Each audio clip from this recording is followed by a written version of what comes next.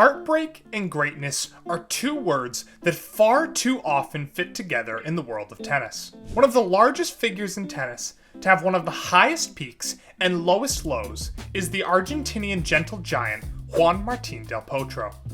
He stood 6'6", he had a forehand that could leave scorch marks on the court, he took down Roger Federer in a US Open final, and he was supposed to be the guy to disrupt the Big Three. And he certainly had the game. The one who could rival the gods of the sport. But instead, he became a monument to what could have been. Not because he lacked the talent, but because his body simply wouldn't cooperate. This is the tragic rise and fall of Juan Martin del Potro. Delpo was born on September 23, 1988 in Tandil, Argentina, a small city nestled in the Buenos Aires province. He picked up a racket at 7 years old and quickly turned heads with his size and natural power. His first coach, Marcelo Gomez, who also coached another Argentinian legend, Mariano Zabaleta, Delpo was in good hands from the very beginning. As a junior in 2002, Delpo won the esteemed junior tournament Orange Bowl U14's title, beating Marin Cilic actually on his way to the trophy. As a junior, he reached number 3 in the combined ITF Junior World Rankings by 2005. He eventually turned pro that same year and played his first challenger event, the Lions Trophy in Reggio Emilia, where he reached the semifinals, losing to fellow countryman Martin Vasallo Arguello. After turning 17, he won the Montevideo Challenger and jumped 900 positions to reach a world ranking of 157 in the world, marking him as the youngest player inside of the top 200. The next year, Delpo played his first ever ATP Tour event in Vina del Mar, losing to Fernando Gonzalez in the second round. He qualified for his first major main draw in the 2006 French Open at the age of 17, and he qualified for the US Open that same year and finished 2006 as the youngest player in the top 100 at just 18 years old.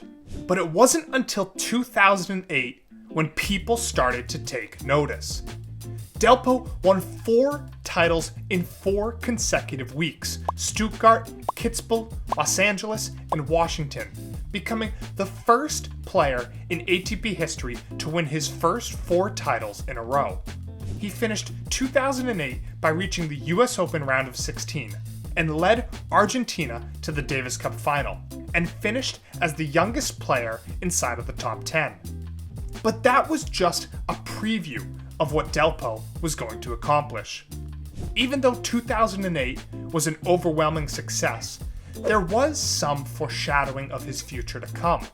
At the Australian Open, he retired against David Ferrer due to injury and was unable to recover fully until later that year.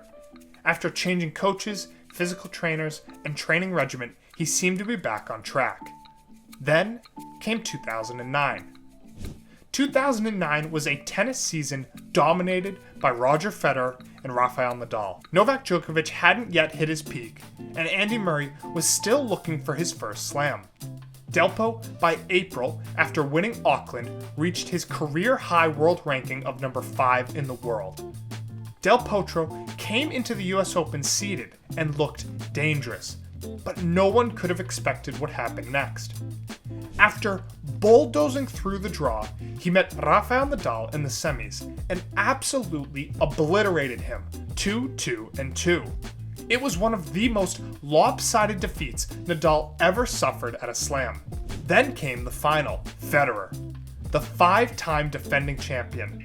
At that point, he had won 15 majors and was the undisputed GOAT.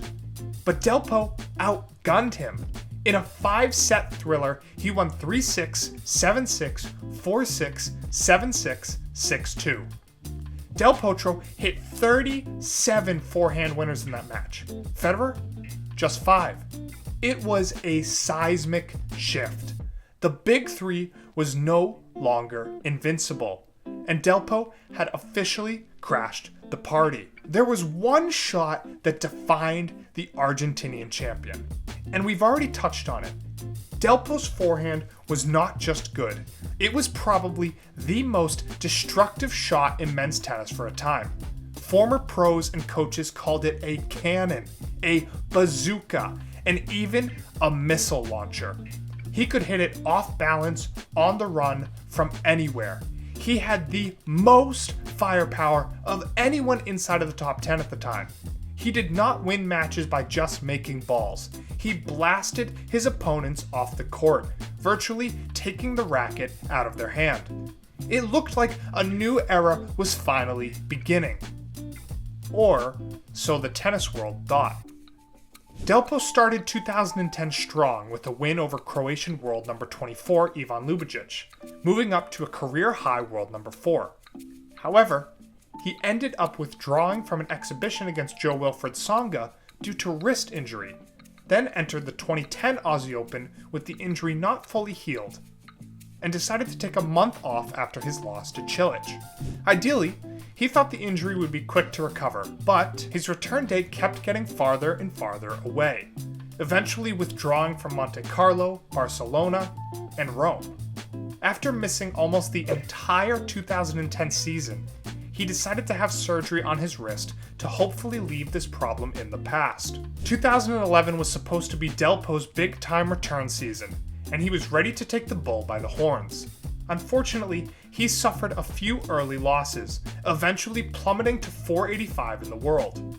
He was able to regain some steam and win the Delray Beach Open, and then another title in Estoril.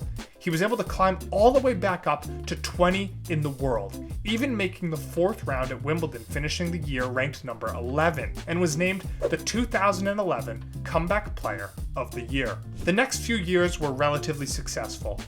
Not like his 2009 breakout season, but he had picked up some titles here and there and made a return to the top 5 by 2013. Then, in 2014, real disaster struck.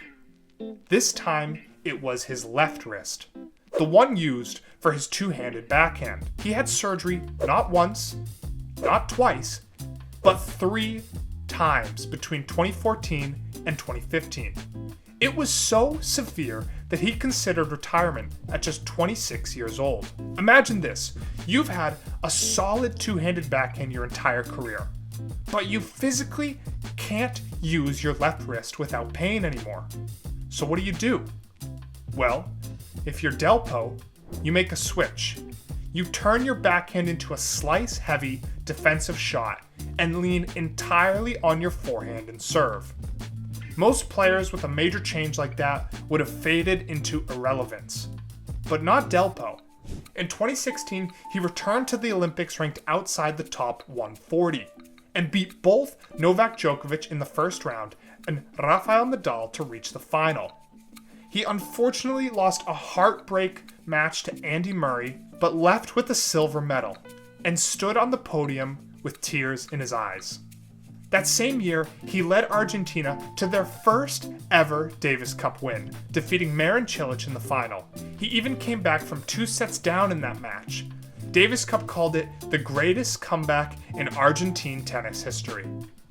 In 2018, it felt like he might really be back. He reached the final of the US Open again, beating Nadal in the semis, but losing to Novak Djokovic in straight sets.